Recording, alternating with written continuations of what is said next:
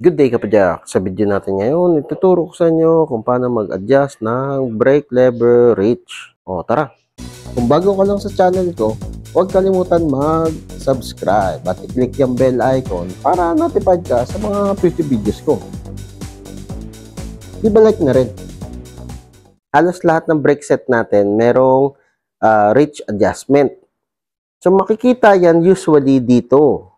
Yan, dito sa part na yan. Yan o. Wait lang, zoom natin. Yan, yung maliit na bolt na yan sa loob. So, yung bolt na yan ay Allen. So, kailangan mo dyan ng 2mm Allen wrench. Ipapasok mo lang dito yung Allen key o Allen wrench. Tapos, kapag inikot mo yung Allen wrench ng clockwise, pag ganun, pa kanan, lalayo ang brake lever. Yan, makikita nyo gumagalaw siya, di ba? Yan. Kapag counterclockwise naman ang ikot mo, pag ganun, pakaliwa, lalapit ang brake lever dito sa handlebar. Yan, palapit naman siya. Yun lang, ganun lang kadali mag-adjust ng brake lever reach. O, di ba? Ayos! Minadali.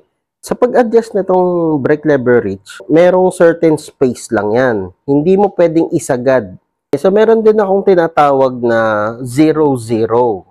Sariling term ko lang yun. So, itong 0-0, ito yung limit ng reach. Kaya ko siya tinawag na 0-0. 0 na pinakamalayo, saka 0 na pinakamalapit sa handlebar. So, parang ganito kasi yan. So, para maging 0 siya, ibabaon mo lang siya ng konti. Yun. Ayan guys, so, pantay siya dito sa kinakalagyan niya. So, gagawin mo yan kapag nagbi-bleed ka ng lever. Para yung stroke ng piston nasa pinakamahabang stroke. Para kapag piniga mo tong lever, matatanggal niya agad yung mga bula-bula sa system. Tapos, mapapump din niya agad yung hydraulic oil. Tapos, kapag lumagpas ka sa zero limit ng farthest reach, ang mangyayari,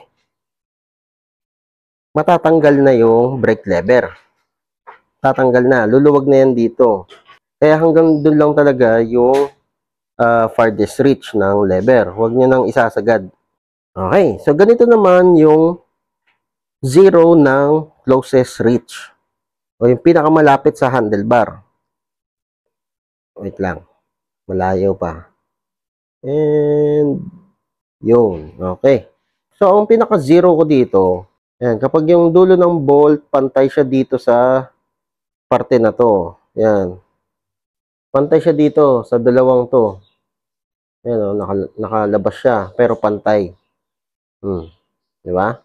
So, kapag sinagad mo pa yan, lumagpas ka dyan sa 0, yan, so halos linabas mo na yung bolt. Masyado na malapit yung lever dito sa handlebar. Iiksi yung stroke ng piston.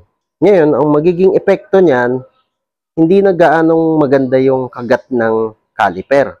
So, imbis na nagpapump siya ng malalim, ganun na lang.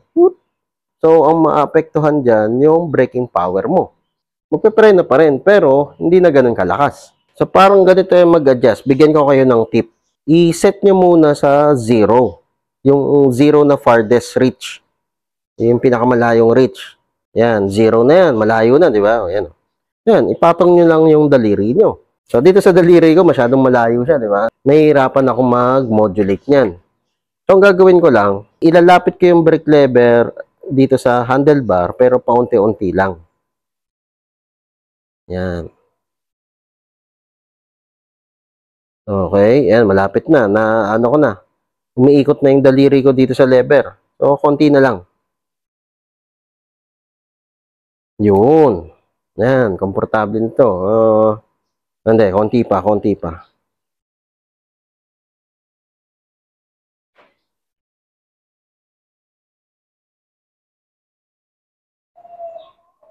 Yun, ayan o. Di ba?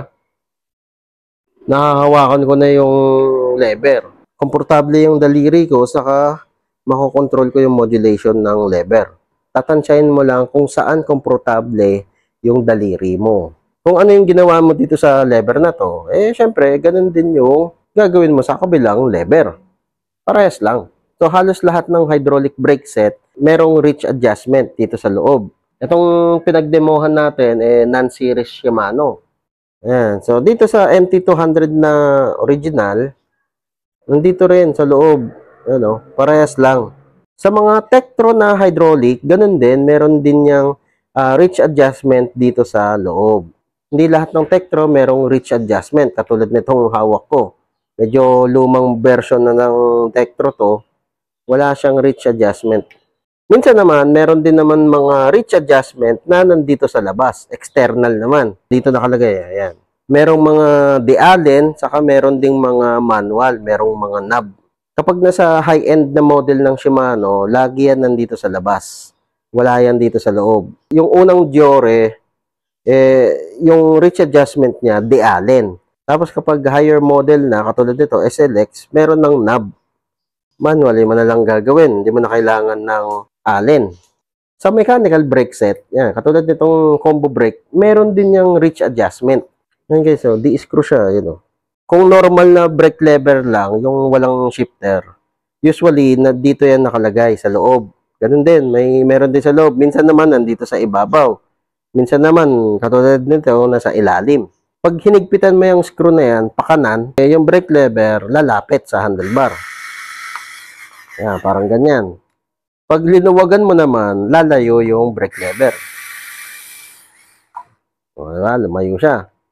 Ang maganda lang sa mechanical, kapag linapit mo yung brake lever sa handlebar, pwede mo namang i-adjust yun dun sa caliper para hindi mawala yung braking power. Yun din yung isa sa kinaganda ng mga mechanical. Talagang fully adjustable siya. Unlike sa mga hydraulic, yun na yun, as is na. So, ganun lang guys mag-adjust ng brake lever reach dito sa mga hydraulic brake set. Basta tandaan nyo lang, huwag kayong lalagpas sa zero na closest reach para hindi mawala yung braking power nyo.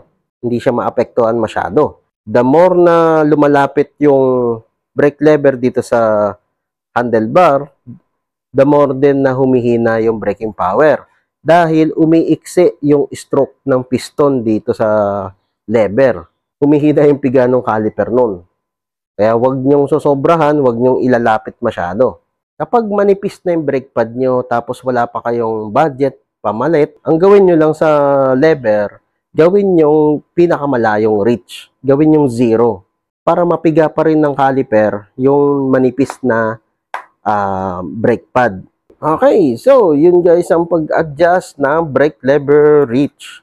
So, kung nakatulong itong video na to, leave a like, o kung may katanungan ka pa, o kung may gusto kang idagdag, comment down below lang. Okay. So, yun lang. Ayos. Grabe init. Whee! O kapadyak, kung na-enjoy mo itong mga video ko, leave a like at i-share mo na rin sa mga tropa pips mo. Makakatulong ito sa channel. Kung gusto mo pa manood ng ibang video, ito, meron pa tayo. Hindi tayo nauubusan. Ayan, katulad nito, saka ito. Oh, load ka na. Madami pa tayong mga video na i-upload. Kaya, mag-subscribe at i-click yung bell icon para notified ka sa mga future videos ko. Maraming salamat. See you next time.